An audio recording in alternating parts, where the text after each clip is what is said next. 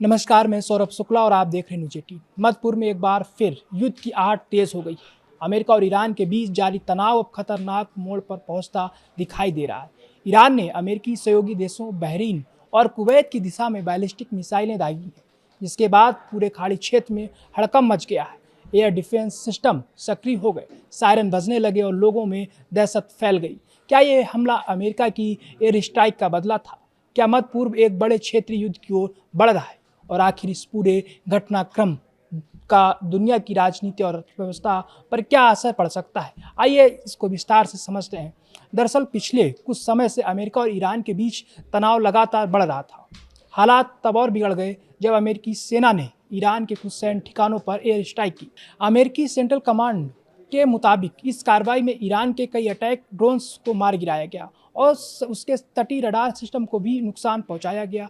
America की इसी कार्रवाई के जवाब में ईरान ने बड़ा कदम उठाते हुए बहरीन और कुवैत की तरफ बैलिस्टिक मिसाइलें दाग दी। ईरान के IRGC ने हमले की जिम्मेदारी लेते हुए दावा किया कि उसने दुश्मन के सैन्य ठिकानों को निशाना बनाया है। हालांकि अमेरिकी सेना का कहना है कि कुल 7 मिसाइलों में से 6 को एयर डिफेंस सिस्टम ने हवा में ही नष्ट कर दिया, जबकि एक मिसाइल लक्ष्य तक पहुंचने से पहले ही गिर गई। इसके बावजूद इस हमले ने पूरे क्षेत्र की सुरक्षा व्यवस्था पर सवाल खड़े कर दिए।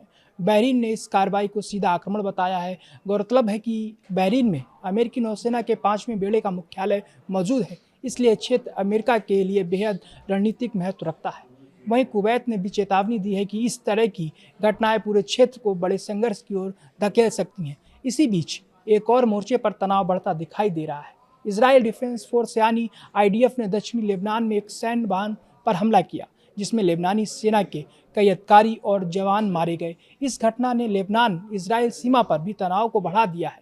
विशेषज्ञों का मानना है कि अगर अमेरिका, ईरान, इजराइल और ईरान समर्थित संगठनों के बीच संघर्ष और बढ़ता है तो इसका असर सिर्फ मध्य पूर्व तक सीमित नहीं रहेगा। तेल की कीमतों से लेकर वैश्विक बाजारों तक पूरी दुनिया इसकी चपेट में आ सकती है। उधर कूटनीतिक मोर्चे पर भी हालात आसान नहीं दिख रहे।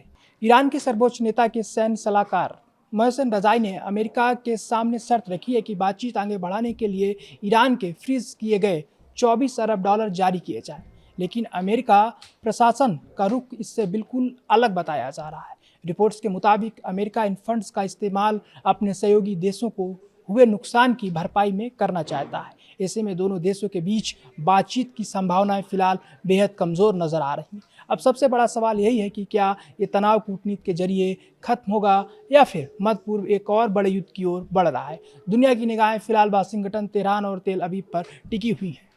फिलहाल इस पूरे घटनाक्रम पर हम नज़र बनाए हुए हैं। आपको क्या लगता है, क्या अमेरिका और ईरान के बीच तनाव बातचीत से खत्म होगा या फिर हालात और बिगड़ सकते हैं? अपनी राय हमें कमेंट बॉक्स में ज़रूर बताएं।